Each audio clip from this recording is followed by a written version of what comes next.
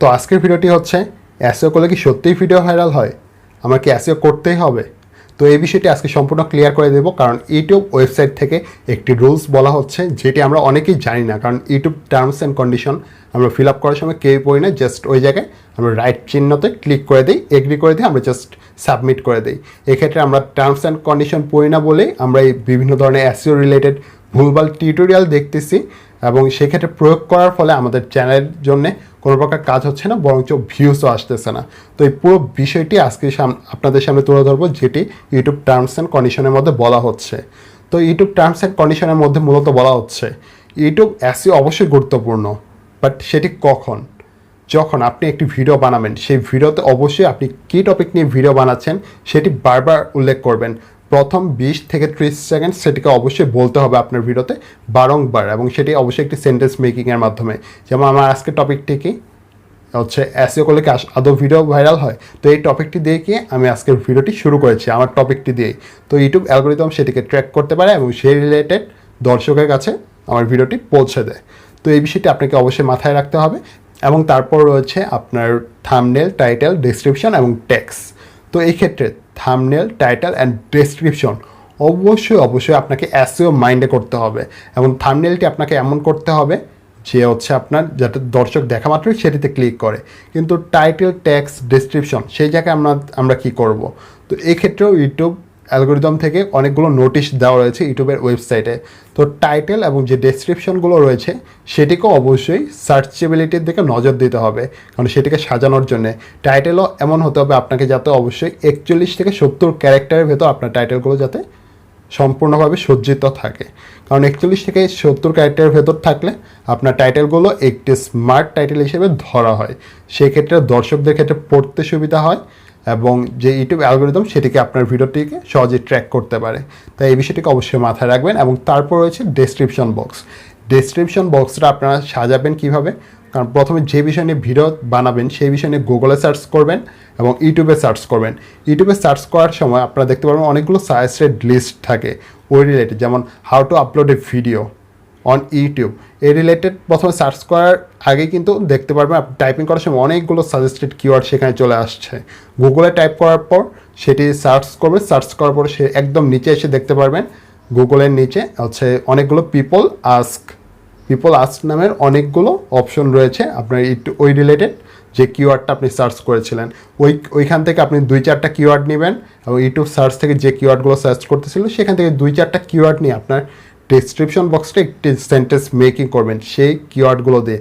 এবং সেটি কীভাবে করবেন আমার ইউটিউব রিলেটেড যে এসইও ভিডিওটি রয়েছে সেই এসইও ভিডিওতে আমি সম্পূর্ণ দেখিয়ে দিয়েছি, চাইলে ওই ভিডিওটি আপনারা দেখে আসতে পারেন, অথবা ডেসক্রিপশন বক্সেও লিঙ্ক দেওয়া রয়েছে। এবং তারপর যে বিষয়টি হচ্ছে যেটি নিয়ে ইউটিউব ওয়েবসাইটে সবথেকে বেশিবার বলা হচ্ছে ইউটিউব ট্যাক্স।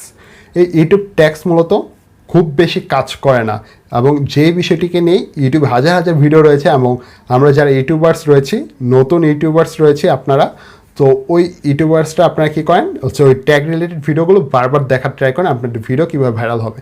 কিন্তু আদৌ কি জানেন এই ট্যাগের জন্য আপনার ভিডিওগুলো ভাইরাল হয় না? আপনার ভিডিও ভাইরাল হয় শুধু আপনার থাম্বনেল, টাইটেল এবং হচ্ছে ডেসক্রিপশন বক্সের জন্যেই। এবং আপনার ভিডিওটা কি বলতেছেন সেই ভিডিও যদি একজন দর্শক খুব বেশি পরিমাণে ওয়াচ করে, সেই ওয়াচের অ্যাভারেজ ডিউরেশন অনুযায়ী আপনার ভিডিওগুলো ভাইরাল হয়। এবং ট্যাক্স তখনই কাজ করে একমাত্র ইউটিউব অ্যালগরিদম থেকে বলা হচ্ছে যখন আপনার ভিডিওর ডেসক্রিপশন এবং টাইটেলের মধ্যে আপনি কোনো প্রকার মিসলিডিং করে ফেলতেছেন, অর্থাৎ কোনো ধরনের বানান ভুল করে ফেলতেছেন, একটা জিনিস লিখতে গিয়ে আরেকটা জিনিস লিখে ফেলতেছেন। ইউটিউব অ্যালগরিদম কিন্তু বুঝতে পারে আপনার ভিডিওটি মূলত কী নিয়ে। আমি আগের ভিডিওতে বলেছিলাম যে ইউটিউব অ্যালগরিদম প্রত্যেকটি ভাষা জানে, সেই অনুযায়ী ইউটিউব অ্যালগরিদমকে সেট করা হয়েছে। কারণ এটি হচ্ছে এক ধরনের রোবোটিক প্রসেসর, সেটিকে যা শেখানো হয় সেটি তাই পারে। তাই সব ধরনের ভাষা যেহেতু জানে, তার মানে আপনার ভিডিওতে আপনি কী বলতেছেন সেটাও কিন্তু ইউটিউব অ্যালগরিদম ধরতে পারে। সে অনুযায়ী যদি আপনার ভিডিওর ট্যাক্স থাকে, সেক্ষেত্রে ইউটিউব ট্যাক্স অনুযায়ী আপনার ভিডিওগুলো সঠিক দর্শকের কাছে পৌঁছায়। যদি আপনি টাইটেল এবং ডেসক্রিপশনে কোনো প্রকার মিসলিডিং করে থাকেন, অর্থাৎ টপিক একটা কিন্তু আপনি ডেসক্রিপশন এবং টাইটেলে অন্য কিছু বলতেছেন, সেক্ষেত্রে ইউটিউব অ্যালগরিদম তখন কী করে, ডেসক্রিপশন এবং টাইটেল বাদ দিয়ে ট্যাক্স নিয়ে কাজ করে। কিন্তু ট্যাক্স বাদ দিয়ে আপনার টাইটেল এবং ডেসক্রিপশন যদি ঠিক থাকে, সেক্ষেত্রে টাইটেল এবং ডেসক্রিপশন নিয়ে ইউটিউব অ্যালগরিদম অলওয়েজ কাজ করে থাকে। তাই এই বিষয়টি অবশ্যই মাথায় রাখবেন যে আমরা ফার্স্টলি ফোকাস দেব ইউটিউব থাম্বনেল, টাইটেল এবং ডেসক্রিপশনের দিকে। এবং ট্যাক্স আমরা বসাবো না সেটি নয়, ট্যাক্সে আমরা খুব বেশি হলে 6টি ট্যাক্স ইউজ করব, তার বেশি আমরা করব না। এবং তার বেশি হলে যেমন আমি ইউজ করে থাকি 7টি ট্যাগ, 7টি ট্যাগের বেশি ইউজ করার দরকার নেই, কারণ এতে এত ট্যাগ ইউজ করলে ইউটিউব অ্যালগোরিদম সেটাকে নিয়ে কাজ করতে অনেক সমস্যায় পড়ে যায়, যেহেতু সেটি মেশিন লার্নিং প্রসেসর। তাই খুব বেশি ট্যাক্স ইউজ করবেন না, যেটি আপনাদের মেইন প্রায়োরিটি ট্যাক্স সেগুলো ইউজ করুন এবং আপনার ভিডিও অবশ্যই ভাইরাল হবে।